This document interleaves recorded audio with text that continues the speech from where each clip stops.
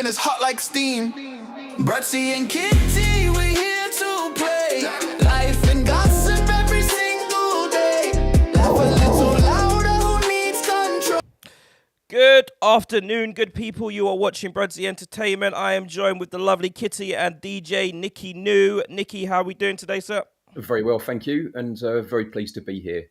Thank you very much. Thank you very much. Thank you very much. And Kitty, yourself? I'm good, thank you. Happy Monday, everybody.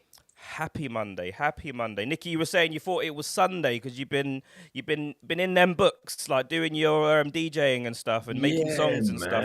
You've been in the.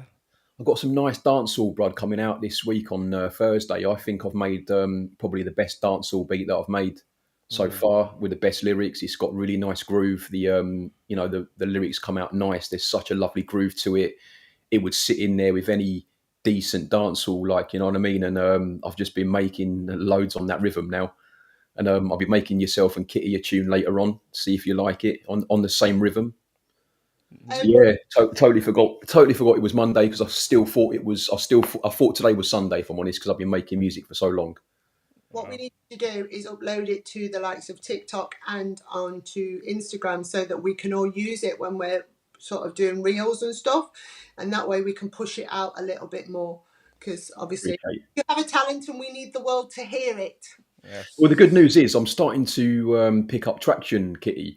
And what I've started doing is, with my music, I believe in showing it to people that I don't know to get the best possible. Not that I obviously respect yours and Brad's opinions, but I think a lot of musicians, they lean into their friends, they grab them by the throat and go, "Oi, do you like my music?" And you kind of go, "Yeah, it's really great." Whereas people who don't know you, they will tell the truth. You know, don't tell them it's yours as well. Just say, "What do you think of this track?" That's right. What do you think of this track? Do you think I should use it? Do you think? And then they'll tell you sort of. Well, I've had some good views, Kitty, and I've had a couple of comments that sound like they've come from Caribbean people. Fabulous. So they're writing to me in patois. And what I think might happen, Brad and Kitty, is that if people from that region do see it, but they actually understand that I sound like this, they might go, "Man, that guy, he sounds British, you know? Wow, he's making this music." You know what I mean? That's what I'm hoping for anyway. Yeah. So, all good. I hear you. Just bear with me 2 seconds, guys. I'm just trying to get the chat up on the screen from TikTok. As always, playing with some sort of technical issue. But you guys... I'll get the people dancing, Brad. You know what I mean? My mate said to me, he's another artist, and he goes, "Mate, this is all right." One of my mixes, they're getting some views now. Like, one of them's had maybe 4,000 or 5,000 views in the last few days. Fabulous. And they're coming together. But other artists that have seen it have gone, "Mate, this would go off in a dance club, in a nightclub. This would go off." And you know what Brad said last week? People do things for the wrong reasons. Right? There's only one reason I'm in this for, and that is to get people's shoulders going. People's shoulders, having a little shimmy for your troubles. What is wrong with a dance, Kitty?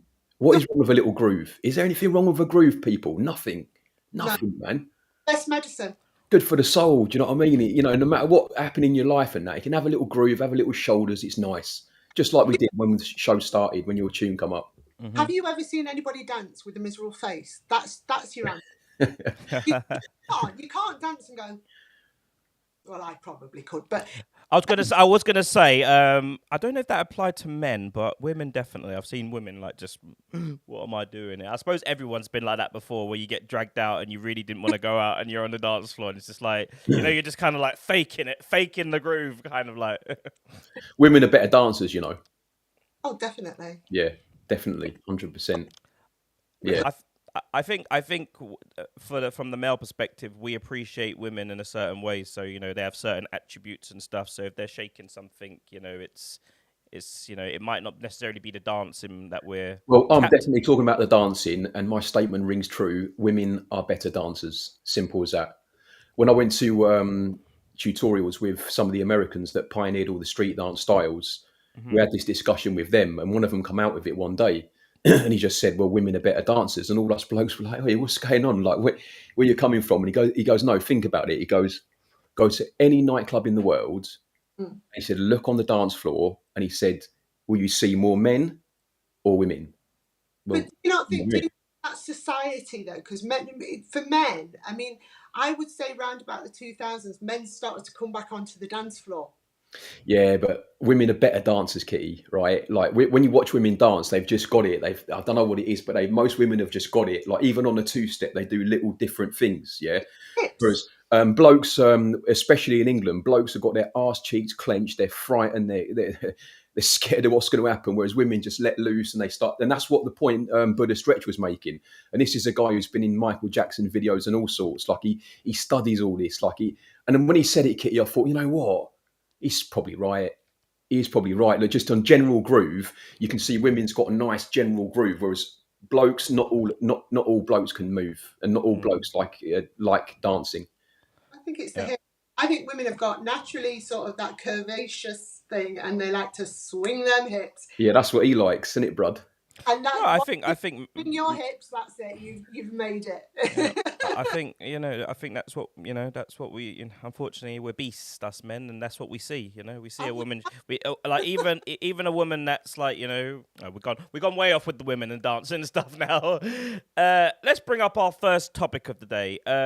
Kitty, I mentioned today that there was a video someone posted on X today, and it was a 10-year-old boy being arrested, and it was captioned 10-year-old boy arrested for putting up England flags. And then Elon Musk, he has this system incorporated into X which fact checks everything, and basically what it said was it basically said the person was lying that posted it, and the boy had been arrested for shoplifting and stealing someone's handbag.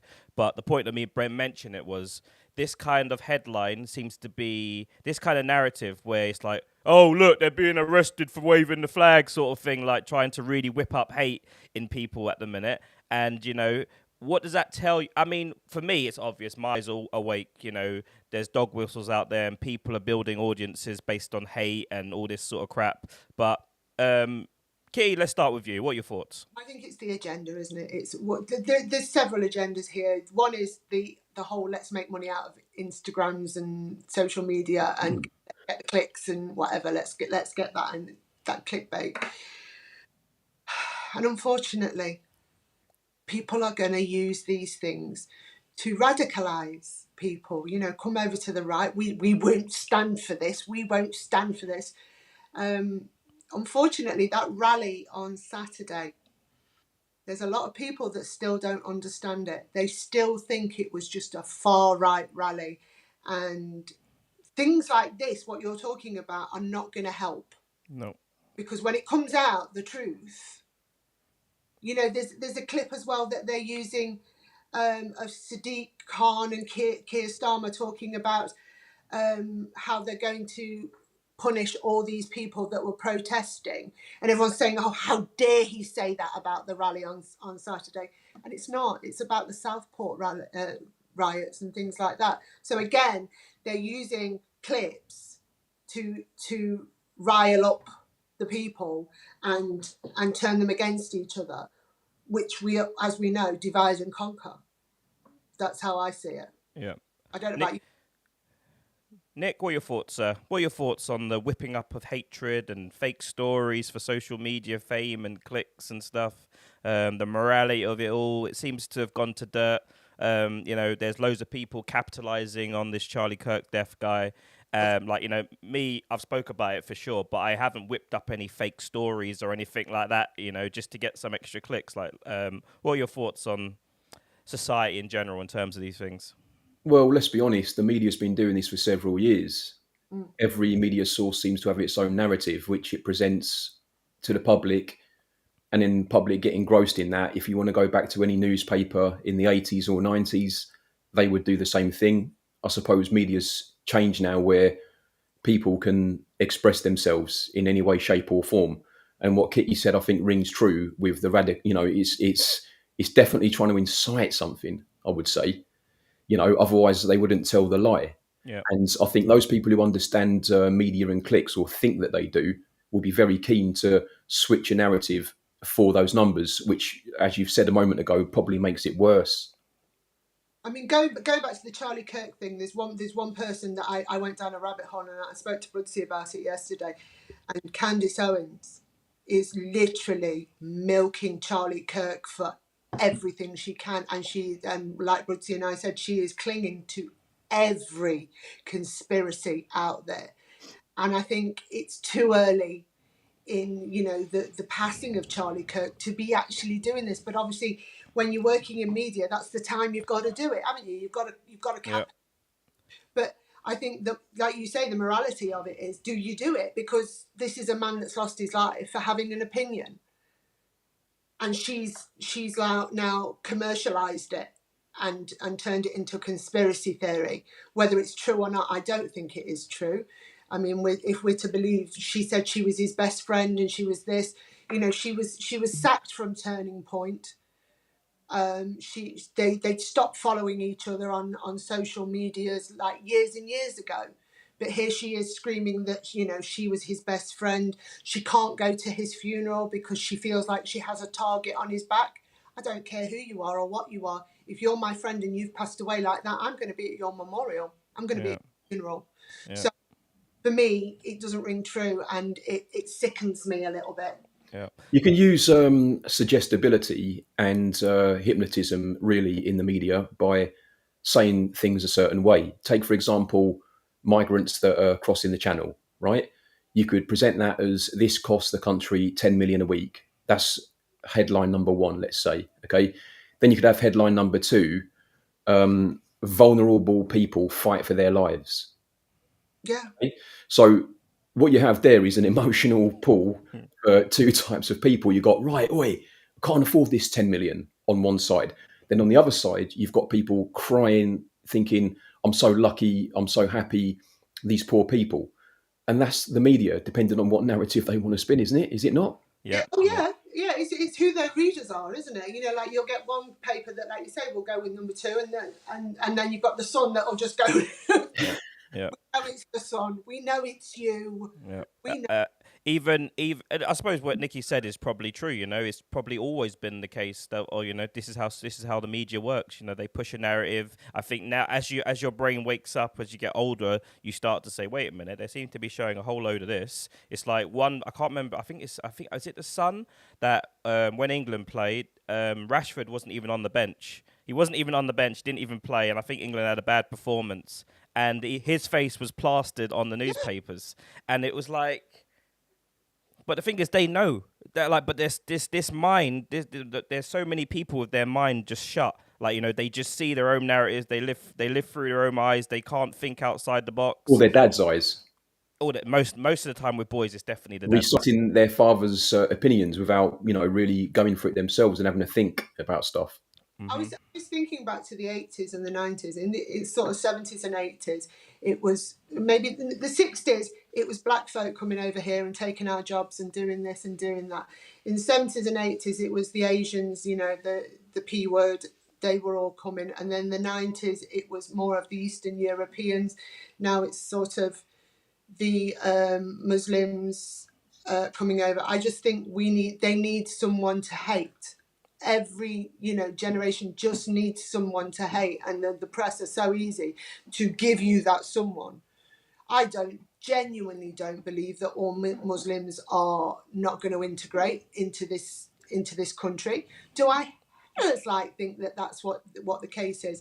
But if you read the Sun, you know, the first 4 pages are this Asian and this Muslim has not, this Asian and Muslim. It's like you say, it's a narrative that's being fed to whatever sort of reader is reading that press at the time. And I think it's like you say, Nikki. I totally agree. It's been the story since Year Dark. Just having someone to hate, and then pointing the public in that way. Mm-hmm. You know, that's how I feel about it. And is it all about money, Kitty? Does the whole thing go down to sales of media? Is that unfortunately what we're talking about here? Money and ratings, mate. You know money what I mean, guys? Exactly. Yeah, but it's sad, isn't it? Sad. But then people are prepared to trip each other up these days for money. And I'm swear it gets worse. And we had that lovely conversation last time, the three of us, and I think we spoke about the fact that everybody can see everything now. But if Brad suddenly smashes it and, he's sat in a Bentley or whatever, we might see that now. Yeah. Whereas back in the 80s and 90s, you never really would have seen it on a mass scale. And I think people start having a desire for more stuff now. And then that desire spills into money. And then all the other ones around the outskirts are thinking, well, what narrative can I spin to jump in on that pot of money? It's I think really that good, the man. difference is Edward. when Brudge makes it, because I'm going to say when, I'm not going to say if, when he makes Yeah, when this man makes it, yeah. it won't be on the back of someone else. Does that make sense? It won't be, oh, the Asians have done this and the Asians have done that, or the Eastern Europeans have done this. He's got morals. Whereas some people have no morals and they will walk on top of people to get where they want to be, and then they make it and they make the millions, and they're the ones that, you know, that are clickbaiting and so on. And we know that Broods wouldn't do that. What? Well, his morals go out the window when he sees the ladies on the dance floor, doesn't he? No, but I was saying it's very easy. It's very easy, like, you know, to sort of like, you know, try and speak truths and stuff like that. When you're out here and you're speaking truths, and then all of a sudden you get invited to a certain country and there's certain money being thrown at your feet, and they say, right, just sort of change your perception on certain. It's very easy, you know, for people to say that. It's like with women, in terms of OnlyFans, women have so much to say about it, but you give most women £1 million and say you got to do OnlyFans for 5 years, they'll have their tits out before you can say tits. Yeah. You know? So it's unfortunately, you know, it's just trying to keep that. It's trying to keep that pure heart and not be corrupted. But like I said, in this day and age, where everything is on show, you only have to scroll 3 or 4 times and there's someone living their best life, and that's what's pushed. So we don't even know if that's true anyway, Brad. Sometimes a lot of these things, do we know they're true, or are they just doing it again for the same reason? Most of it is, if most people knew how social media worked, in the sense that faking it till you make it is proper big, it's a serious thing. So if I was to spend, I don't know, £500-600 a month, it would look like every single video was blowing up on my social media. All the views would be high. I'd have all these girls in my DMs, just trying to it's living the life, all I'd have to, most people, all you have to do is book a villa in somewhere, book a villa in Marbella or somewhere like that, and then act like you're living your life, hire a Lamborghini for the day, take loads of pictures of it, I tell you, I interviewed this guy, he's got balls as bloody steel, he went to Dubai, and he pretended that he was a millionaire and he was going to buy a house. And they took him, I can't remember what celebrities, but they took him to houses all over Dubai, like 12 million, 30 million pound houses, and he's taking pictures, walking around in there, and the estate agents are looking at him thinking that he's some sheikh or something, because he's an Arab guy. And the balls of steel to do that, I know it was big before. There was a show that used to say, you'd buy a house abroad and they'd pay for you to come out, and they'd take you around the houses. They'd give you they put you up in hotels and stuff like that, assuming you're going to buy houses. But this guy done it at the highest level. He's done it in Dubai, he done it in America. Balls is still to go there and say, can you imagine being in some 30 million house, walking around, saying, talk, and you had someone with him, talking, as if he's like some top guy and stuff. But yeah, you look at his stuff and you think he's, you look at his stuff and you'd think, oh my God, this guy's living my life, mate. Imagine, bro, they start chucking your Rolexes and they start chucking your Vuitton. They will. Rich people don't pay for nothing other than the houses. Everything is given. Rich people, celebrities, because you're assuming this guy's going to buy a house for 30-40 million. We got to butter this guy up, mate. Yeah. And then what happened? They caught him eventually because they looked at his social media and then they just sort of figured it out. He's already faked it, hasn't he? He's already got his pictures, mate, on the tennis courts, in the swimming pools, everything, mate. Good on him, man. Balls are still. He's also then the fake sheikh, so to speak, isn't he? Yeah. You've got the fake sheikh, and so then you've got that next role. What can I do?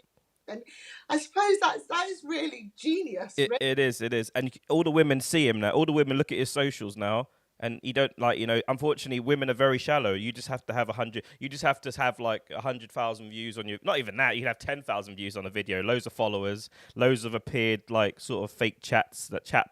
Everything's a chat bot now.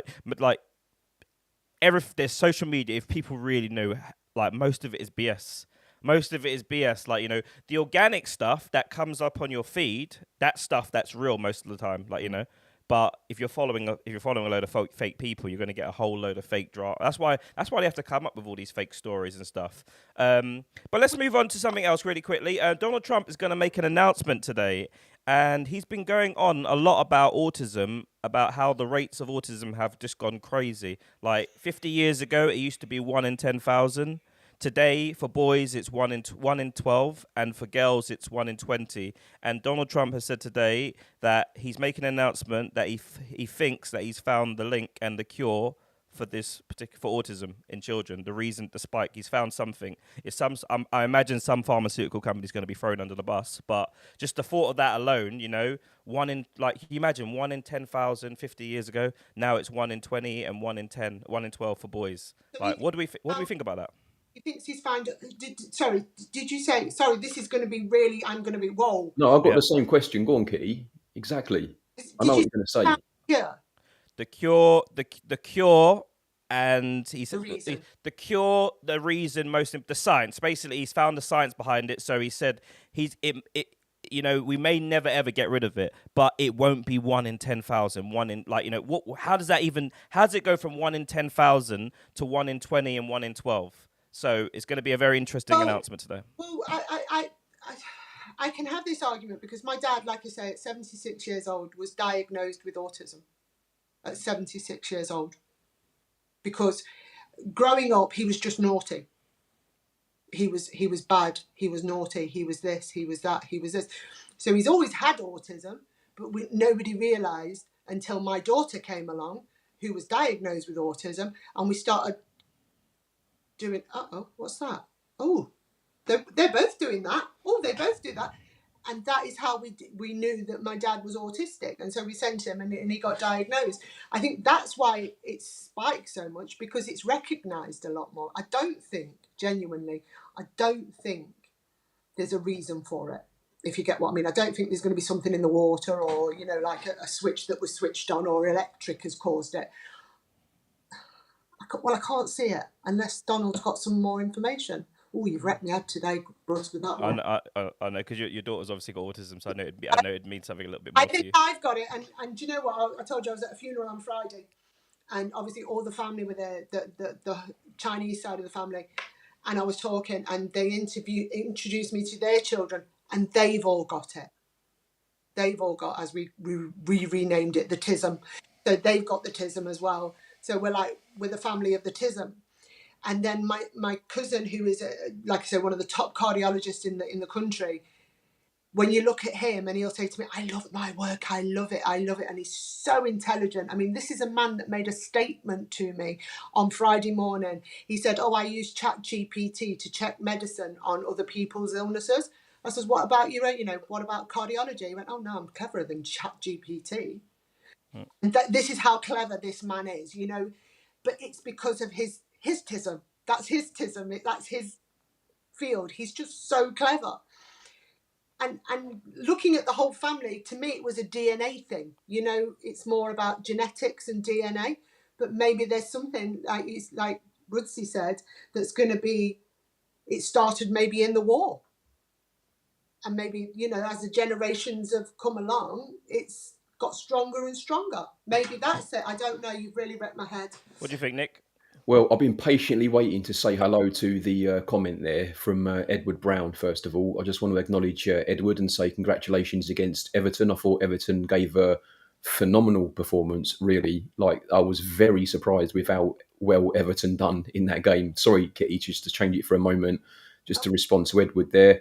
How have I been? I've been really well, mate. Been making loads of music. How are you, Edward? And if there's anyone else who's joined us in this chat today, we discuss all subjects. You simply need to put your comments in the engagement for Brudsy, Kitty and I, and we'll have a little ponder on what you're saying and we will get stuck in. Right now, we are on the subject of autism. I'm not sure, Brud. I don't know enough about it. All I know is that when I was training for my job as a street dance teacher, there was specific things that we had to do when teaching autistic children. You know, and it's an unfortunate condition, which I suppose people are only more recently understanding. Kitty, is that fair? Like, and same with things like ADHD. That never used to be about as well, Brud. Yeah. And someone was saying about having loads of energy. Was that you, Kitty? About your granddad having loads of energy, or your dad? Who was it who had loads of it? Or Oh, naughty? Naughty? Did you say like naughty at school? and he was always up to something, and he Yeah, was, yeah, yeah.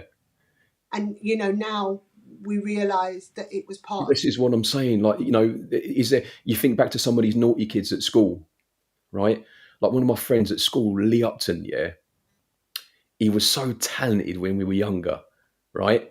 But he was naughty in brackets. But I thought he was talented, Kitty. He used to do all these weird things. Like I'll just tell you a couple now, right? It's so silly, but it's good memories. He learned how to make the noise of the teacher's whistle with his mouth, right? But I mean, like a bloody whistle, perfect. Like I don't know how none of us knew how he done it. And he used to get us all in. He goes, right, you ready? You ready? Go on, Lee, go on. And we go, and everyone would stop. It was unbelievable. Just silly things like that. Then he used to do silly things. This is really horrible, what I'm about to say. Yeah. But yeah, I've never seen anyone do this. He used to pretend to spit and somehow... I know it's really bad, isn't it, Kitty? Right, but we were young, yeah. But we was at school and we used to go on, do the spit. And he used to do this thing. I've never seen anyone do it. He used to... Sorry to all the audience, right? I'm just explaining because I want to come back to this autism and ADHD in a moment. But he used to bloody spit and suck it back in. I don't know how he done it. And we used to get him to do it all the time. And then he practiced it. So he used to do it at us. I know it's really bad, isn't it? But but then I think back now, he was cast aside as the naughty one, Yeah. as the troublemaker. Was he? When you think of stars, think of people like Paul Gascoigne, right? Yeah, exactly. There you go. Gascoigne was a genius. Genius. With a football, and because of the way his head was, he ended up drinking to numb it. And you'll probably find that like you said, people that have got this talent and they just can't cope with it. A lot of them turn to drink and drugs as well. And I think Paul Gascoigne was like that. He was an absolute genius. Pharrell Williams, absolute genius. I think he's got it as well. I genuinely think he's got it because he's just so talented. He can see music. He can see it. You know how you can see music? He can see it. And apparently he's got rooms full of music that he's literally just written and just, I'll do that one later. I'll do that one later. Prince, again, another one. Oh, brilliant. Yeah. There are people out there. I think to me, it's just the next evolvement. I think this is human people evolving, and eventually we will all be geniuses. We will all be as clever as ChatGPT. Well, Edward tryout model at the moment. Ed was saying that he had ADHD. So if you could mention, Edward, in the comments how, when you say had, that implies previously. If you could explain any treatments that helped you, or if you would like to, you don't have to. And good luck with your training as well. I just wanted to let you know, Kitty and Brad, know that this young man's an amateur boxer. That's how I know him, from the boxing stuff. So good luck with your training, and I hope you train hard, man. I'm assuming, and Ed, you can sort of correct me if I'm wrong.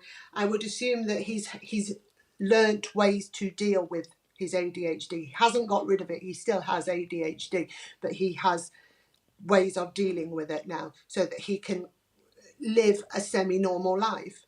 And that's what you'll find with people with autism. A lot of them go under the radar because what they do is they mask, and they will watch other people and literally just copy other people. I mean, Brutty will tell you, my daughter talks American. Hi, mommy, how are you? And that's how she talks. Would you like coffee? And I'm just like... For God's sake, TikTok's really winding me up at the minute because I'm sharing my screen. They think I'm using someone else's content, so they keep restricting my freaking TikTok live. So it's like literally not pushing it out to people. It keeps getting these restrictive messages on there. It's really frustrating. So I've stopped it like 3 times. But sorry, Kitty. I was told when she was 5 that she would never talk. She would never talk to me. She was what they call non-verbal. But because she's watched TV and she's watched it, she's now started to parrot almost how the Americans talk. So like I said, my daughter has an American voice. Hi, mommy. How are you, mommy? Would you like coffee? And we're from Nottingham, love. Say me dog. But you know something, Kitty? A lot of my old students, they used to begin to talk like that because of YouTube. Yeah, and it is that masking of learning and but with a person with autism, they will do it to fit in. Yeah. They do it to fit in. So, like my dad, if somebody had bought a BMW car, would see that, and he had to have a BMW car, so he'd go and sell his car because he thought that's what you have to do to fit into society, because otherwise you're not fitting into society.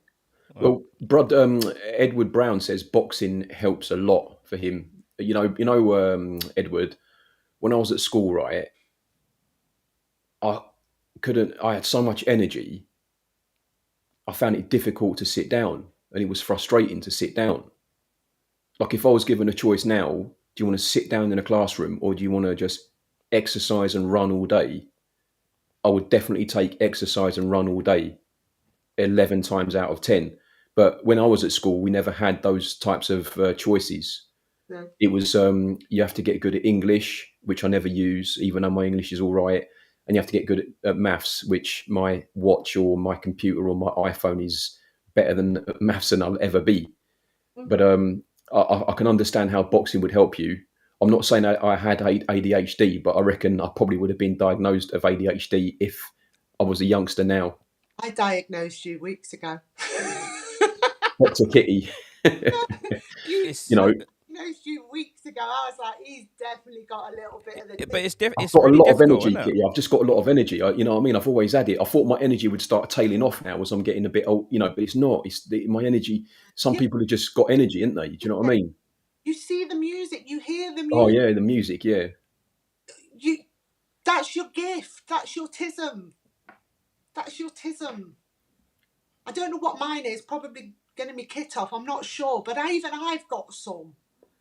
Brudsy's got some. He's got his vision, of how these things are going to work and making it bigger and better and whatever. We've all got these little gifts, and I do believe that they are literally the next evolvement of human. We are turning AI almost in our own brains because we've got more access as well to information. And people with autism are so sort of photographic memory as well. They can remember these things. Like John David says, he's probably cleverer than ChatGPT because he studied the books and whatever. Well, what I'll say to that is I doubt it very much because... Only in cardiology. Babe. Well, no, but even in that, Kitty, I just want to say that ChatGPT, it was either Grok or ChatGPT, but one of them took every single PhD exam in the world at doctor level, and it got 100% on every single one, right? On all the exams, it got 100% on every single one. Yeah? It's just a big... My mate, he works so hard for his PhD, right? I've never seen a person work so hard. But this freaking language processor, they do it very fast, and I think everybody's worried about the intelligence levels of AI because it is very intelligent. You know, I don't care what people say, but it's very, very intelligent. Yeah, they reckon within 2 years now. I watch a lot. Down, doesn't it? I watch a lot of stuff on like AI stuff, and there's a guy that's sort of like one of the like main founders of it, and he done a really good podcast, and he was saying that like, look, the dangers of it is obviously AI talking to each other, because he said there was an issue where he was creating all these softwares and stuff like that and creating all these AI systems, and normally there was two separate systems and they both done two different things, but they were both trying to complete goals together, and the AI started speaking to each other in a random language that no one knows what it said, but it still completed the task, but like, it wasn't, the man didn't do, like the human didn't do the prompting. Like the robots just spoke to each other and just started completing tasks on their own, like, Yeah, they keep doing that. They put 3 telephones on a table to try and trip up these 3 AIs. And it was like, hello, how can I help you? And the other one went, hi, how can I help you? And then the third one went, hey, what's going on? And after about 2 minutes, they went, someone's playing a trick on us here, aren't they? Like, that's what they said on these phones. Yeah, I think they are. I can confirm that. And then, like Brad just said, they went, should we talk in our own language? And they all went, yeah, let's talk in our own language. And like you said, it sounds like a fax machine. It sounds like a fax machine, and they're chatting away. Wow. They're chatting away. Now the problem is, Kitty, right? I don't want to scare anyone, but let's just say you're trying to cool a nuclear bomb, which you have to leave a nuclear reactor really deep in cold liquid for a number of years before it cools down, a large number of years. The point being, that's all controlled by a computer. And if that wasn't underwater and wasn't cooled down, there'd be a terrible situation anywhere near these plants, because we all know what radiation does. It's the day when they turn around and go, should we turn that off?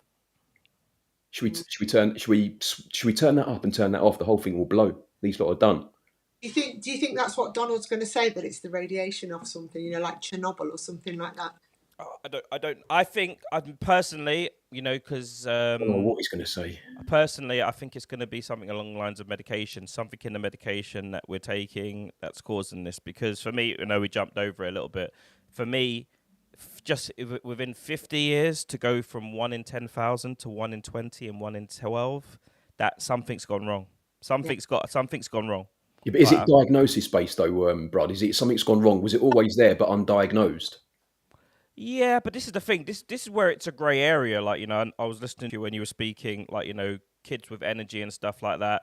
Like back in, like a lot of the kids back in the day that had that high energy and stuff, a lot of them today would be diagnosed with ADHD and all sorts of stuff. Like, and people are paying for diagnosis, especially autism. Autism's a big thing now because obviously there's funding behind it as well. So people pay for a diagnosis, like for their kids. So there's a lot of that. And sometimes, not all the time it's going to be, but sometimes there are children that are just unruly and they're just left. If you don't discipline children, you just let them run amok, they will run amok. And as they get bigger and older and stronger and wiser, start thinking of themselves, it's going to be hard to control that person. Like, like I said to you, I made the joke last time, they never heard of ADHD in Jamaica and Dominica, because if a kid is bad, they lick you with the ting and you learn. You learn real fast. It's a first world condition first, I think, yeah. But like you say, soft parenting doesn't help. I'm not a soft parent. I have never ever been. I'm more towards the Nigerian Jamaican kind of way. Do you know one of them? It's my children are. But I mean, my son is minor Asperger's, and my daughter obviously has letters after her name. She's got so much that's different. But both of them say please and thank you. Both of them are very polite. Both of them will respect their elders. And if you haven't, they'll answer to me. They won't answer to anyone else. They'll answer to me. And believe me, that's the last thing you want to do. Because like you say, I've been brought up by a Chinese woman, who was, by the way, 4'11" with 2 daughters that were like over 5'10", 5'11". So you can imagine how strict she. Do you remember the day when she had to put you in your place? Because I imagine as you started getting taller and taller, she would have had to. If she didn't put you in your place at a certain age earlier, then she would have had problems as you got bigger. So can you imagine? Yeah. Can you imagine? My mum had my dad, which he was 6'3", and like I say, he was a giant of a man, but his voice was commanding, and that's the only way to describe it. He would walk into a room and go. And I would be misbehaving on the other side of the room, and I'd hear, "Oi!" and I'd stop what I was doing. So my mum always had that. She always said, "Don't let me tell your dad, because the moment your dad finds out, that's it." My dad never, ever laid a hand on us. Can I just say that? My dad never, ever, ever hit us as children. Never did. But he didn't have to, because he was a commanding force. And I do believe this is a lot of our children's behaviour problems are down to the fact that it is a one-parent family a lot of the times. Yeah, that's so true. And schools as well. Be a family anymore. There isn't that mum and dad, wait till your dad gets home.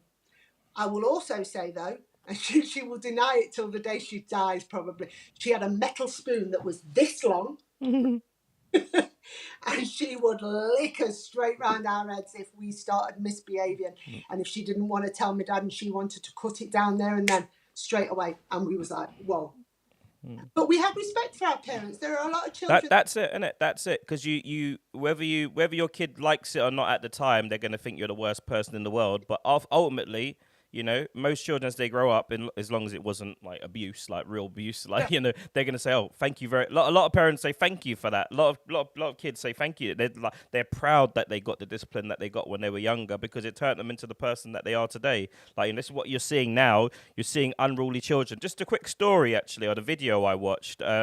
So police were called to this lady's house. It's her husband, and her kid upstairs, and police were called to the house because they heard shouting. And the police come in, they say, "What's going on?" And the woman says, "Well, she's proper liberal. She's like, we were watching a program about this boys that turn to trans." And the dad got really angry and was shouting, saying, "If that was my son, I'd beat it out of him," and stuff like that. Like, but this was a argument over TV. They didn't even have a son. They had a daughter upstairs.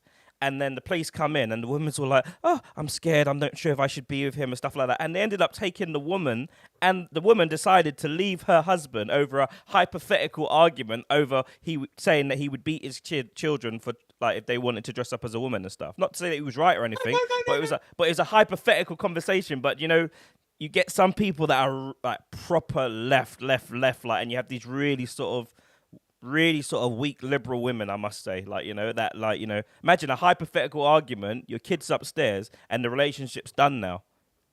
Crazy. Listen, if the old Bill had walked past my house on a Saturday afternoon and heard my dad screaming at Nottingham Forest, believe me, they'd have come in several times. Men are sort of passionate about things like that, and to leave your husband for him raising his voice, I think that shows you that she has no respect for her husband if he's not allowed to get passionate about things and angry about things. Yeah, but is there enough freedom of speech in this day and age, I'm asking the question, to turn around and say, in quotes, did you say beat it out? Beat it out of him, he said, yeah. Beat it out of him. That was the quote, right? So my question would be, it's not an opinion, it's just a question. Is freedom of speech enough in this day and age that you can actually make a comment like that? Because there was words we used to use in the 90s that you can't use anymore. You can't. I think because hypothetical conversation, I think you might get away with it because they were just talking hypothetically. That's how I'd look at it. Behind closed doors and all that, yeah. But I have to say, I had a plumber come round to my house once, and my daughter walked in, and he was like, "Oh, what? She's different," and I explained, and he said, he was an older Jamaican guy. He was like, "Oh, no. You know, when you got a mongrel dog, you beat it until it starts." Oh, Lord. Oh, and he started going on and on and on about how you would do this and do that and blah blah blah. Now you would do this in Jamaica, and I was like, "Seriously, mate, you need to leave now." That to me, it wasn't hypothetical. He was saying that I had not, disciplined my daughter enough, and that's why she was the way she was. There is nothing that I can do with my daughter. There is nothing you can do with autism or learning difficulties or ADHD if they are prominent. But this guy was sort of saying that he would have beat it out of my daughter had he have been her father. And I think that's the difference. Yeah. That story about the woman and the man arguing was a hypothetical conversation. Do I think he was right to say what he was saying? I would say probably in that situation, had he have had a son and he comes to him one day and said, "Dad, I want to be trans," probably handle it completely different. At that time, though, when his head was all over the place, he just went, "I'd beat it out of him."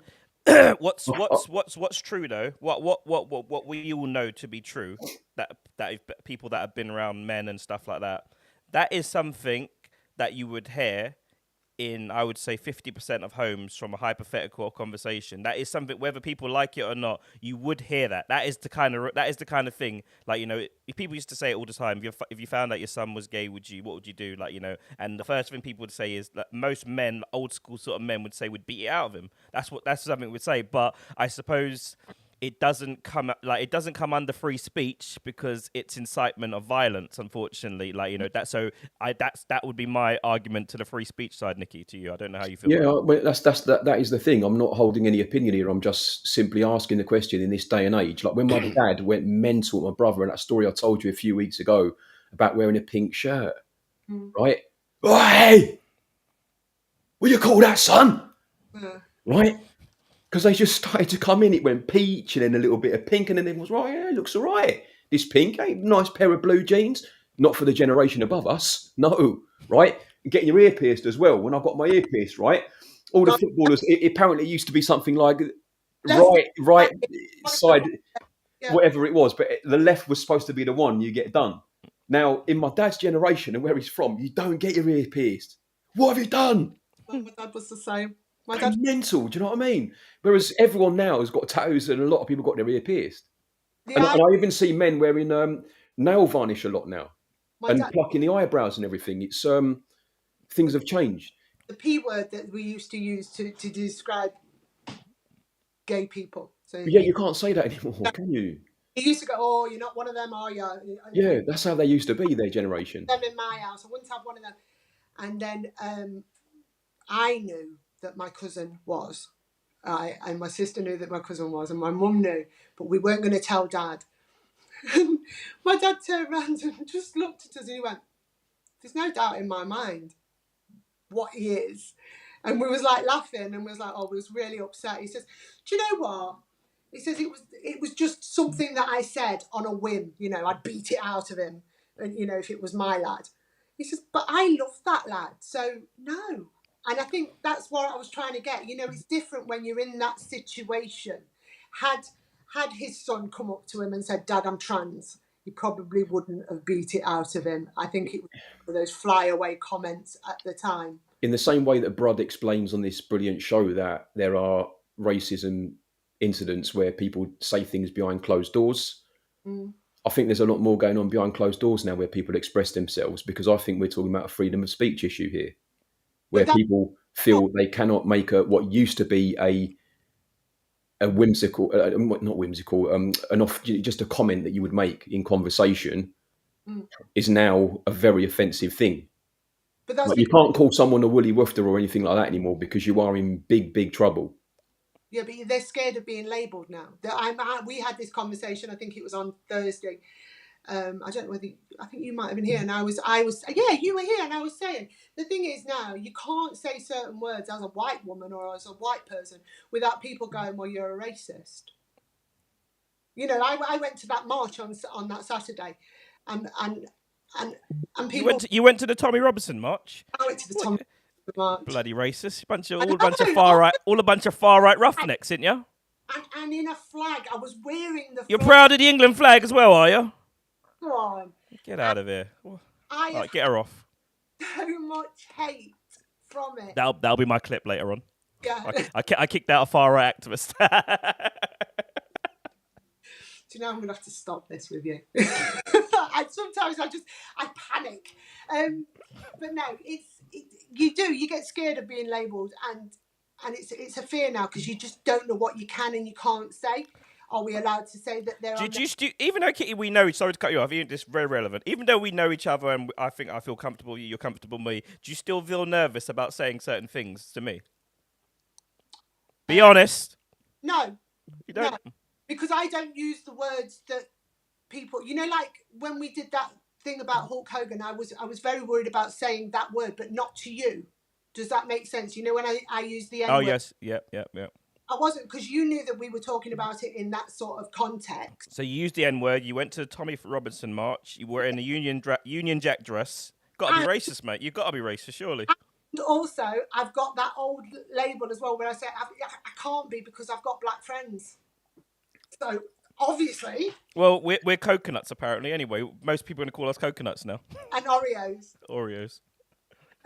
But yeah, I don't feel fear about saying the black guy or you know the Asian guy or whatever. I don't feel fear, but sometimes in certain situations you do get that fear for saying it. I don't have that fear with you guys. Well, you know, one thing that Brud and I have... Anyway, so you know that I am not, although I look white, I am not. So you guys know me, but in a situation where I don't know somebody and I wanted to point to somebody and go, "Oh, it's that black guy over there." There are certain situations, or that Asian guy over there, I would feel really, really uncomfortable saying it, because I just wouldn't want to be labelled, You can't say Well, that. imagine this then, Kitty, right? You could be in a room, Brad and I could be in a room full of black people and mixed people. Half of those people think they're African. Half of those, forget my maths, yeah. Some of those people think they're African. Some of those people think they're Caribbean. Some of them people think they're English. Yeah. Yet a lot of us will look very, very similar. That's a situation, isn't it? Where, you know, would you come out and say, "Oh, I'm proud to be British"? Are you going to get then some? Because I've been, again, like, as I keep bringing up, I have been on the receiving end of racism from black people lighter than me. That think they're Black African. people can't be racist, can they? That's what I'm saying. It's mad, isn't it? People Can't think be not. racist. There's And no, we got no. You know, he's right. No, it's funny. My mate come round here the other time and he kept saying, he's an Asian guy, right? And we always sit and talk business together, right? Just go through business ideas and all this sort of stuff and just discuss it, profit and all this, and just have a bit of a Dragon's Den situation. And my window was open. I've told you this before. He kept saying the white man. I thought, I would never say that, the white man. I had to go and see the white man and follow the white man's trail. And I'm thinking, you're starting to sound like Malcolm X there. Do you understand what I mean? Now, there might be people walking outside my house, and I've left mates in here before, popped up the road, and you can hear them chatting down the road because the window's open. And even if the window was open, you wouldn't hear me say something like that, Kitty. No, I know. The thing is, there is lack of tolerance. So there's a conversation that's just sparked here. Kitty, you said that you feel comfortable saying the black man or the white man. Nikki, you're saying you don't feel comfortable saying the white man out there. No, I feel comfortable saying I'm English and I love my freaking roast dinners. And I feel comfortable saying if anyone's got a problem with that, shut your mouth because it won't change, right?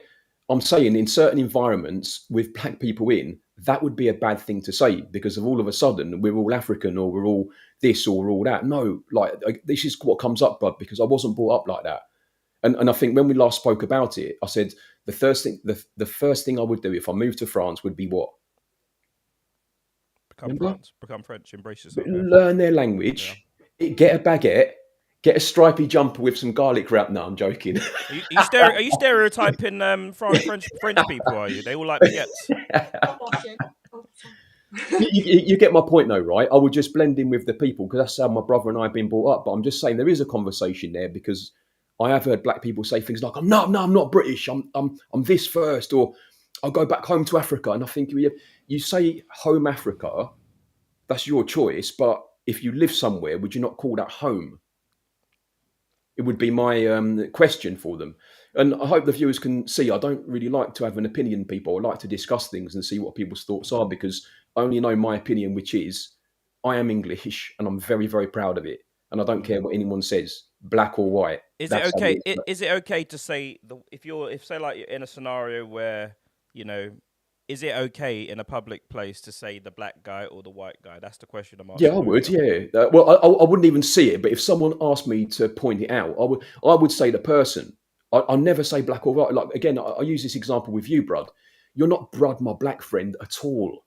No. You're Brud, the gentleman that I love having a chat to. Okay, right. That's what I'm getting at. You understand what I mean? Whereas for some people, you might be Brud, the black geezer. No, I mean, I don't see that until you just mentioned it. I'm like, oh yeah. That's not the context in which I'll be using it. If somebody said to me, there's a group of men over there, right? Which one is it? And there was all different races. And I'd say, oh, it's the black guy in the pink shirt. Or, you know, it's more, I would feel comfortable using it as a descriptive word, not as, you know, just a random, oh, the black guy. It's more, I would use it more as a descriptive word. Whereas there are certain situations these days where I don't use it as a descriptive word. So, and especially with the Asian minority at the moment, the way that is, and you know, I did go to a Tommy Robinson rally. I was seen there. I do raise my flag. There are people that will assume that I am far right. I'm not. So if I was to use those words right now in front of you and say, you know, the Asian guy, or to say there's no tolerance in a certain community, I'd be painted as a far right, because and all I'm doing is trying to get a point across. I said something the other week, didn't I? And I had to stop myself, and I was like, I need to rephrase this sometimes, because sometimes it can just be taken the completely wrong way, and all you're trying to do is just describe something or do something or say something, and it just comes out so wrong. And you've got people have to. I'm really against cancel culture when people are just trying to speak their mind and trying to make their point, because not everyone is a articulate freaking professor or these people that we see on TV doing exactly what we do, but they've literally trained their whole lives to do it, to speak a certain way and get their point out. But the average man on the street, the average woman on the street, it might take a little bit longer for her to say what she wants to say, but sometimes people will just shoot you down just for saying, like for me, I feel immense sympathy for a lot of people, especially white people. Most white people can't say, I'm proud to be English. I'm proud to be English. I can get away with it. Why can I get away with it then? Because well, to be fair, You understand what I mean? I think we know why, but I'm just putting that out there. Why I wear my England jumper out there, people don't know what to do. Yeah. They don't know what to do. Yeah, and the thing is, you'll get it both sides, because you'll get black people calling you a coconut, and you'll get white people telling you you're not English. That's right. It's unbelievable, brother. I think, what is wrong with me wearing an England jumper in England? I think for me, but you're right. Wherever you've chosen to live is home, and wherever you live or wherever you call home, you should be proud to be there. Like, you're proud of your house, you're proud of your garden, you should be proud. And as I've always said, it's not about race and religion, it's about where you've chosen to live. Even the white people that are here can move away if they don't like what they like, what they see. Move then. If you don't like it, move. Got a choice these days. Well, that's quite interesting, because I was having that conversation with my mum yesterday, and we were talking about I've spoken about it with you guys before, but the predominantly Asian areas all over the UK at the minute. People have decided to move, and people have moved out the houses. I don't think, I'm still waiting for someone to tell me, like, other than making a load of money and moving into a nicer area, like most people would want to move into a nicer area. I'm still waiting for someone to explain to me why you left, like Luton, for instance, why 50% of white people left that area, and then they just moved Asian families in. They just said, right, they don't want to live with us, we don't want to live with you. But I don't see it as the answer to leave the areas, because then, the demographic just changes. But have you been in their situation though, Brod? I was going to say, make the argument. Make a hypothetical argument. Make the argument for me, because I just don't understand it. I still don't understand it. Where I live, right, just near where I live, and it's called Bulwell, right? Ooh. And the way to describe it is, it's basically one big council estate, right? It's one of the places that they've still got the most council houses in Nottingham. And what the council seem to do is, whoever comes through, they give the dregs, almost like the dregs of society, these houses in Bulwell. And they have no self-pride. They have no, like you say, they've got rubbish out on the streets and they're not bothered. And you can go and knock on the door and you say, listen, mate, can you clean your house up? Because it's, bringing the street down. And before you know it, he's racist. Yep. He's racist here. He's picking on me because I'm such and such. No, he wants you to be proud of the house that you're living in, that you're getting off the council, that a lot of people aren't getting. We're asking you to take pride in that. Like, we're asking you to take pride in the country that you live in. And I think a lot of people, like you say, that is once they start putting like the dregs of society into these areas, people then get off their bum and they will go out and work to try and move out of that area. Would you go and watch bullfighting, you two? No. Brod? It looks quite interesting, to be honest with you. There's Mexican people that go and watch that every week. Yep. And at the end of a bullfight, I don't know if people realise, but there's a special dagger which gets drilled into the skull of the bull, and that's their culture. Okay? Is it my culture? No. Is it their culture? Yes. If you were to go to them people and try and upset that culture, they would be angry with you. Okay, yeah, I think, right? But I'm just an English guy that doesn't know anything about bullfighting. But who am I to go and turn around to them in Mexico and say, what you're doing is no good, stop doing it? Well, I'm just an English guy.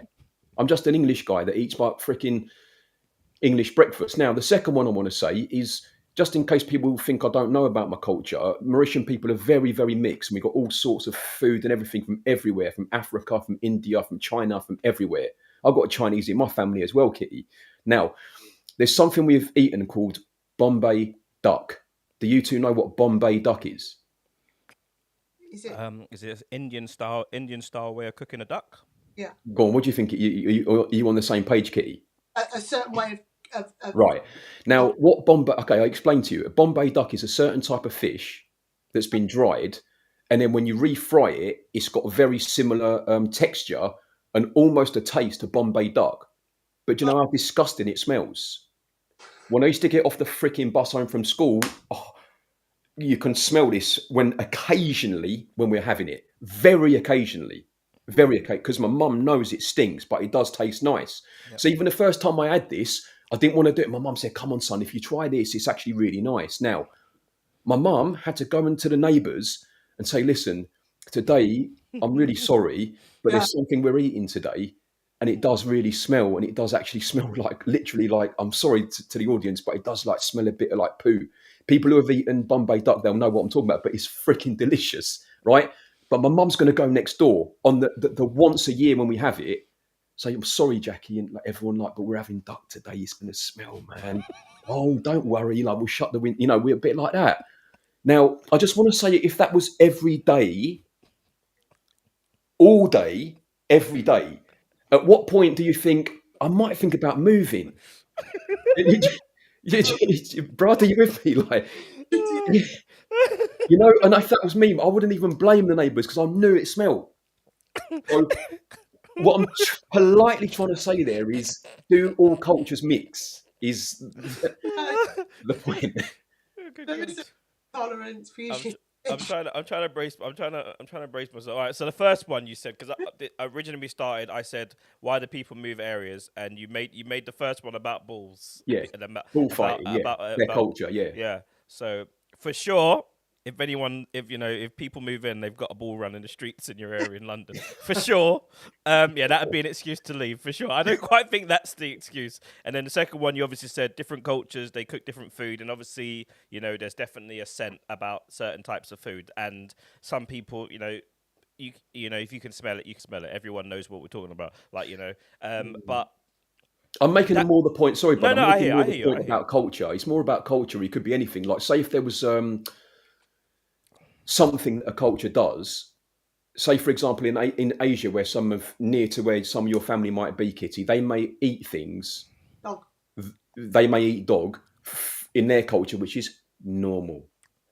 Okay, but then all of a sudden, I'm saying if there was a situation where a load of people suddenly were in either my local area, Kitty's local area, or Brad's local area, that suddenly started eating dog and nothing was done about it, I'm pretty sure a few people would just move away in that situation because they're eating dog and it's too much for them.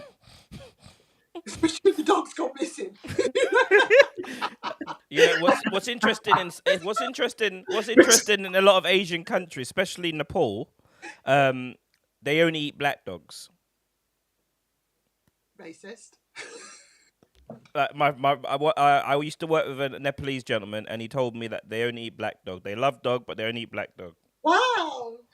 But you get the point, right? The point I'm trying to make here is, do some cultures mixing go well together? Whether it be bullfighting, whether it be Bombay duck at my house once a year, right? Or whether it be a certain way of dressing or acting or talking or whatever it may be. I'm generalising here about different cultures mixing, and is that difficult? I think there is in Britain, and I think it's because of how loony left is, Yep. that literally want to pander to every other sort of minority out there and couldn't give an absolute toss about these that are born here and raised here or have lived here 30, 40 years, 20 years, 10 years.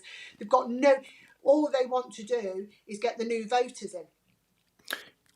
And when you see, if you're from a country, Kitty, yeah, Brad and I are looking at, this is going to sound really weird what I'm saying, right? We're looking at you now, you're a female who's dressed like a normal female, right? say if you're from a culture where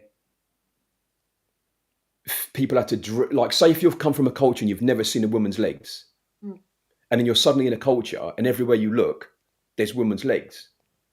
Like I wonder, I try and sort of go, what is that like? Is that like when you open up the page 3 for the first time when you're 6 years old and you go, oh god, there's boobs, oh my god, when you're Yes, 6? yes. Do you understand what I mean? Certain cultures are very, very different on stuff. I've had the knock-on effect of that because I mean, Brudsy knows this story. I go to the gym in a predominantly Asian area, and I wear leggings and like just a crop top. Walked out one day, there was a man with his wife. His wife's walking behind. She's got the burqa on and whatever. And he took offence to what I was wearing and spat at me. There was some words exchanged. There was this, that, and the other. So now, when I'm at that gym, I have a wash. I put my clothes on, and I try and dress more modestly. But this is me. This is how I dress. And there is times in my life when I sit there and I go, why should I change the way I am? Because he finds it offensive. This is British culture. This is the way British women dress. This is how we are. The difference is I don't ever want to cause offence to anybody, but there is that little bit in the back of me that goes, why should I? Why should I? And that's what you're talking about, isn't it?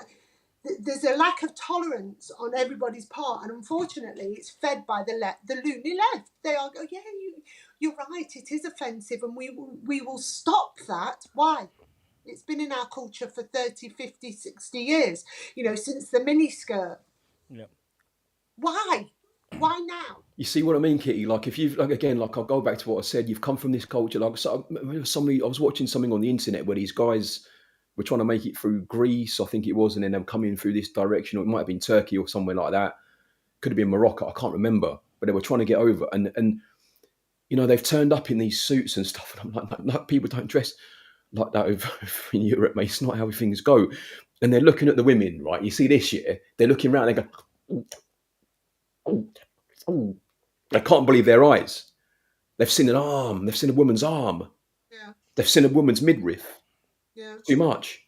But imagine, all I'm saying is imagine being from a place where a woman's midriff is too much. But then there's also the other side of it. Oh, and then moving somewhere like here, where it's not too much. Like that. If a woman dresses like that she must be asking for it as well. There are some people have still got that really antiquated view. To be fair, even in the Western, predominantly in the Western world, people have that's where this opinion comes from. Oh, she was asking for it. Like that's something from our culture. Unfortunately, that's something from European and Western cultures. Like we say things like that. Like, oh, she's wearing a short skirt. Oh, she's a prostitute. She must have wanted it. Like things like that. This is the kind of things we say. But I hear what both of you have said, like different cultures and stuff like that. But for the dynamics to change at 50%, where 50% of people left the area, I still haven't been convinced. I don't think I've been convinced enough. But the thing is, again, it's one of these subjective things, Brad, isn't it? Until we're in that situation and it's happening around you, that's why I tried to use bullfighting. I'm trying to imagine them starting a bullfighting ring down the park. Would I stay in this area and join all the people that suddenly want to go and watch the bullfighting, or would I casually move away quietly and think, well, I don't really want to be near that. It upsets me. Do you know what I mean? So I'm going to casually move away. That's why I'm trying to use something that we can all appeal to, rather than just put it on a person or a culture or one nation or whatever. Do you know what I mean? No, but I mean, I want to have a real conversation because we're talking about Luton. We know it's a predominantly Asian Muslim area now. It's 50%. Why have 50% of the white people left that area? I want to know why they left. I think they don't like it, obviously. You've got balls, right?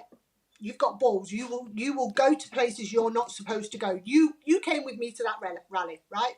You've got the balls. There are a lot of people that haven't got the balls to stand up for themselves. Yes, it's quite pathetic. Stand up for yourself, and this is what people are trying to do with this rally. Come on now, start standing up for your rights. Yeah, but British people, Kitty, they're gentle people. We're gentle, where we have this, like you said before, you didn't want to upset the guy because you don't like offending people. I think a lot of British people have that in our personalities. Now, this is what they're trying to do. They're trying to wake the lion. in us. Yeah, and they have done, I think, in We've a lot all of, got that in us. Let's face it, right? At the end of the day, if somebody did that to my daughter, and I'd probably be said off. Do you get what I mean? It's totally different. It's a difference. But now we're getting to that situation where they're using it as a dog whistle. You know, our women are getting attacked. So this is the story and the narrative that we're being played. That's being played to us, and it is waking the lion up a little bit. Maybe that's what we needed. Maybe we need that narrative to wake us up. it's not a fluke, is it, Kitty, that there's so many people that went to that. I didn't go to the march, but it's not a fluke that many people went to a march. And if anyone's going to turn around and say, well, every single one of those is stupid or horrible or right wing, that's very, very, very silly to make those. You don't rile that many people for nothing. There was people there that I wouldn't want anything Yeah, to do. you both said that. Yeah, fair play. Somebody made a statement. They're not all racist, but you'll find that all the racists were there. Very good. Yes, very good. Very So good. that's the quote of the day. Yes, I totally agree. But not everybody was there. Let's say there was 1 million people there for argument's sake. Tommy's saying 3. The press is saying 110,000. Let's say 1 million. That means that possibly 50% of them, yeah, they were far right, but the other 50 are sick to death of being told what we can say, what we can't say. We can't be proud of our heritage. We've got to start making sure that our kids dress a different way. We're absolutely being sick of told what to do in our own country. We're not saying we don't want black, white, Asians, whatever, living with us. We're quite happy with who are here. What we're saying is we shouldn't have to change who we are. Yeah, but a byproduct of leaving an area. If you think about it, so what happens when 100% of people leave an area? Yeah, exactly. I totally agree with you. When 100%, I feel like tough conversations, risk of being offensive, that needed to happen at some stages where you say to people, you know, no, this is a lovely area, mate. You need to pull that up and speak. I feel like people, if you speak to them, I feel like most people, if you speak to them, you can reason. I think you can reason with someone.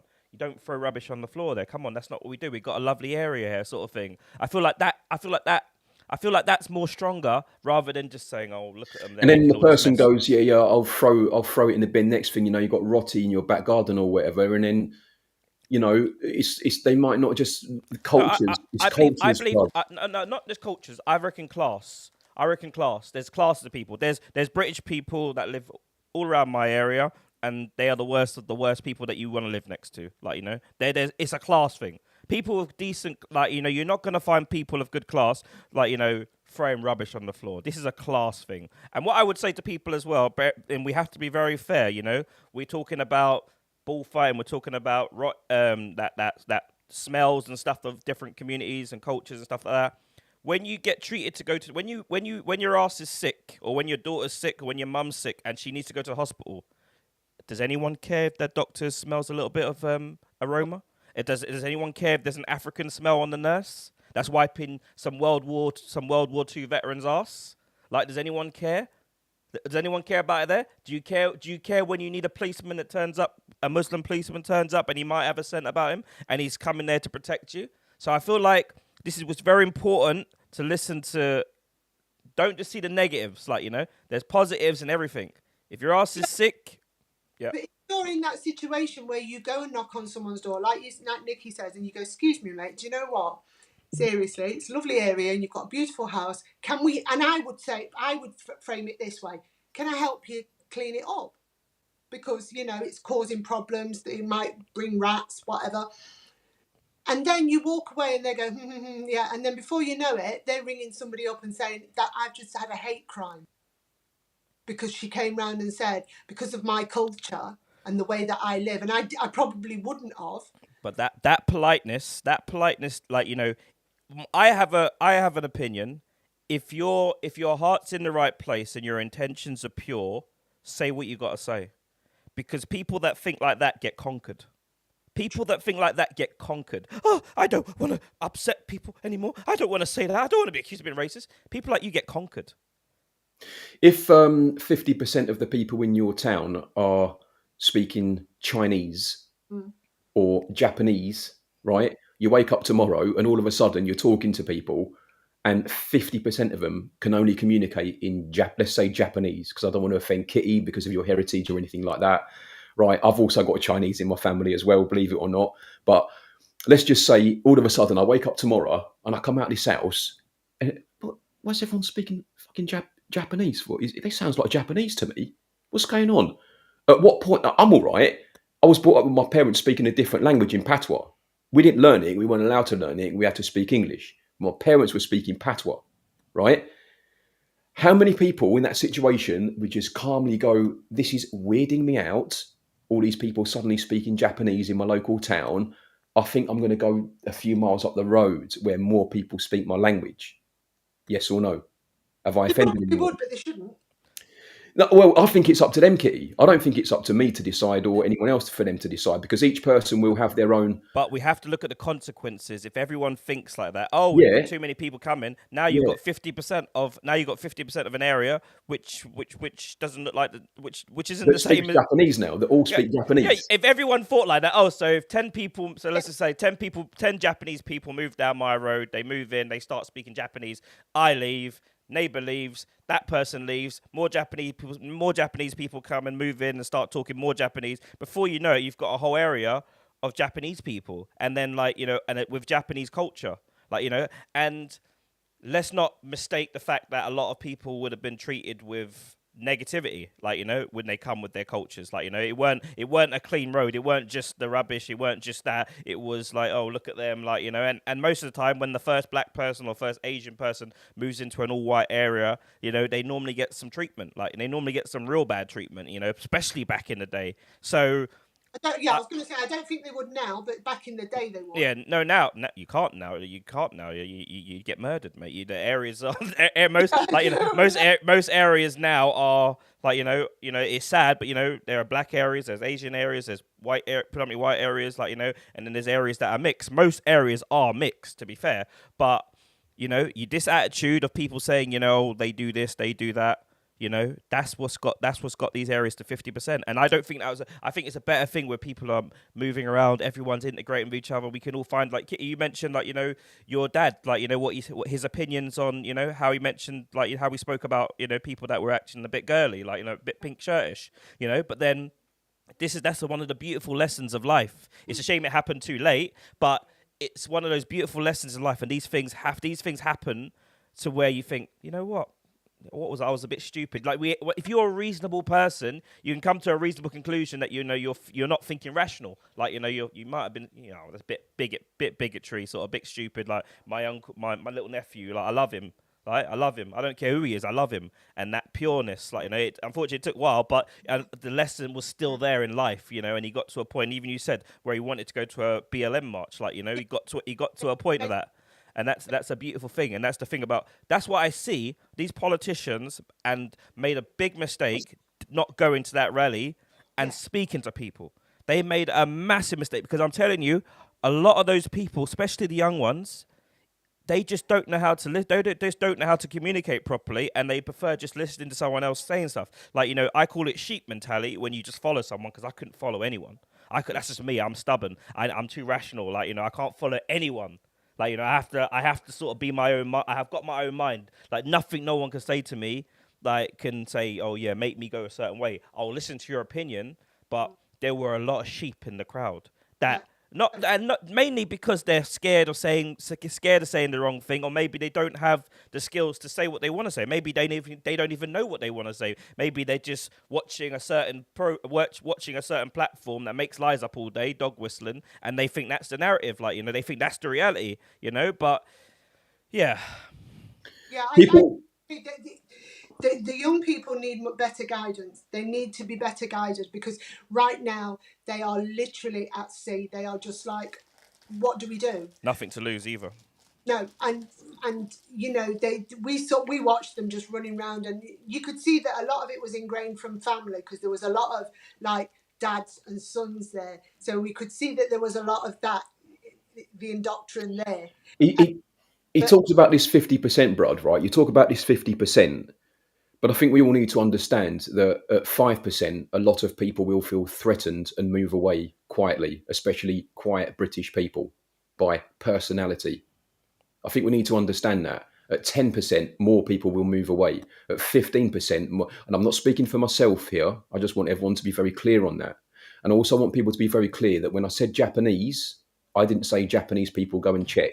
I said I woke up tomorrow and people have started speaking Japanese in my local area, right? If that was a situation, at some point I might go, this is doing my head in, all these people speaking Japanese here.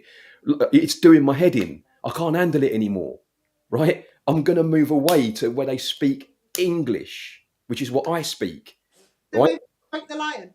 I can't blame people for being like that if they are like that. That's up to them. I was brought up with people speaking patois in my house. So as British as I am and all that, I'm still okay with people speaking patois or different languages or Polish or Hindi or whatever they want to speak. But I can understand if you come from a certain place and a certain culture and you're used to one thing and you feel overwhelmed at any point, whether that be 5, 10, 20, 30 or 50%, I completely understand why a person might feel overwhelmed. But I don't understand. You know what I don't understand, right? If you've come to another country or you've grown up in, why wouldn't you talk the language of the country? I don't understand it, Kitty. My mentality, I just don't understand that. If you're living in a British country, why would you not speak English? It's disrespectful. I don't get It's disrespectful to the people and the country, in my opinion. But that's how I've been brought up. That's how I've been brought up. I mean, I can't help think that. it's rude, so rude. And I'm not talking about when people are talking between themselves. I'm talking about when they go into a shop and ask for something, and I don't know what you mean. Sorry, if you've committed to come into this country, at least commit to learning the language.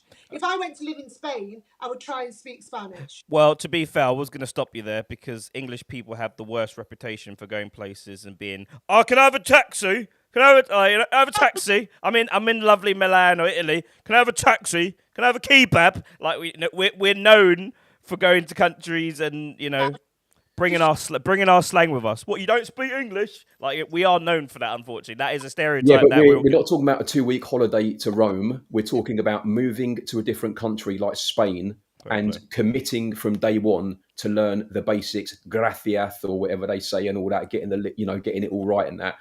I'm sure Kitty and I, if we was out in Spain after 6 months, Kitty and I are speaking to each other in Spanish. Yeah. As stood in front of other people, we're speaking in Spanish. I guarantee you, Kitty.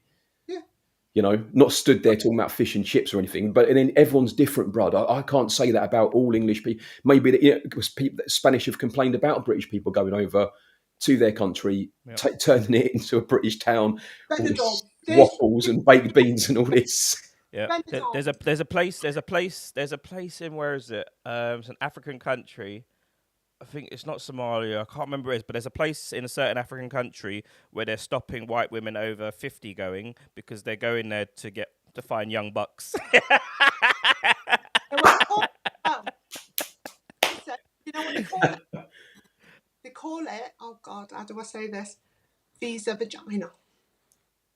No, but the women are going to get that young buck. They don't care. Like you see, everyone. I'm pretty sure we've all seen the memes of a young, especially the African brothers are very good at that. They've got you see this young African boy, and then you see this other woman. I won't describe it, but you see this other woman. I go straight to the comments with that as well. Just traveling. Right. I mean, I watch a show called 90 Day Fiancé, and they've got an English version now. And there is a woman on there. I think she's 65, and she's just gone over to Ghana to meet this guy that she's been dating for absolutely years, and he's just asked her to marry him. And you know why he's asked her to marry him, because it's not because of love, but if you ask her, it's because of love. I'll be honest, Bud, right? Just going back to this brilliant chat we're having today about all this stuff, it's difficult to talk about. For the past year or so, it's been on my mind to leave the UK. And I've never thought like that before. I'm still thinking about this 50% and why. Well, I'm not saying I'm going to leave, and I wouldn't expect anyone to care if I did leave. But I'm just saying, for the first time in my life, I'd love to go and live in South Korea. I like their flow. I like their people. I like how they flex. I like how polite and nice they are. I like their TV shows. I like their style. I like their hip hop. I like their dancehall. I like this. The people seem very nice and blessed and chilled out. I like their culture. I like their food. I keep thinking the same about Japan. That's why I bring up Japan, because I keep thinking they're beautiful, chilled out, nice, calm people is their general reputation. They're pretty cool. They're all into their nightclub and dance hall. They have a party and a good time. The food's nice. I like fish. I like this. I like that. But it's been on my mind. I'm not saying to you both, Kitty and Brad, I'm going, no, it's not like that. But it's been on my mind. And Yeah. I'm sure there's other people that get to a point in a place that suddenly go, do I really, am I? Cost of living, mate. Cost of living alone. Cost of living It's so alone is expensive. making, like, for what you can, like, for instance, like, the average house in the UK maybe 250 in London anyway. In London in London it's probably 300, 400. Let's say 400. The average price in London. Exactly. 400,000. Let's just say. Have you guys ever Googled what you could get in even South Africa, like the nice parts of South Africa? If you guys look and see Thailand, if you guys look what you can get for that, so like going for being economic migrants, economic migrants will call us. Thinking it of that head, good Yeah. God, yeah, mate. You could have this average bog standard house in London, which you have to pay all this council tax for, all this thing is, or you can have this absolute palace. Yeah. You don't have to worry about women either. You can buy a wife buy a wife and they work together as well. For about £1,000, Yeah. And then all of a sudden you need healthcare because you've got a condition, and then suddenly the doctor goes, well, that's 45 grand for those tablets, I'm afraid. Whereas in England, they turn around and go, it's okay, we've got fully qualified doctors in the health system, you're okay. I know someone who has to fly back often. I was going to say that. I know a guy that does that. He lives in Thailand half the year and he comes back. I know a guy that does that. That's right. Do you know what I mean? Because their countries are simply not on par with stuff like that. That's what stops me, Kitty and Brad, when I think about the basics like that.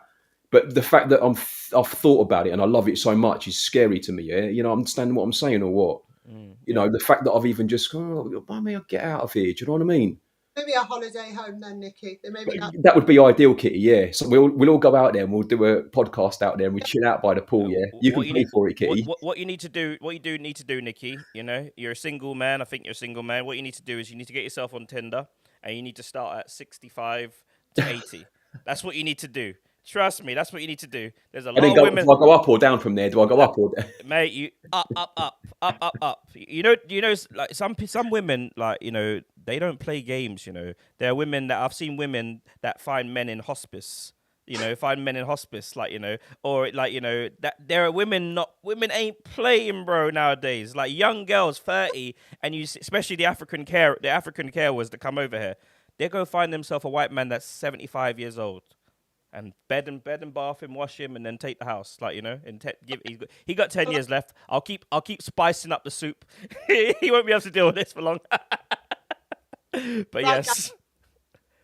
yes, guys. Let's wrap it up anyway, guys. Big chat here, big chat. Let's wrap it up, guys. Thank you very much, everyone, for joining. Lovely chat. I think we're gonna get some lovely clips from this. Nikki, anything you want to say before we go? Yeah, thank you to Kitty and Brad. If anyone's watching this right now, can you give him a subscribe and a like and all that? He's doing these brilliant shows. We've got a very different way of discussing things, as you can probably hear.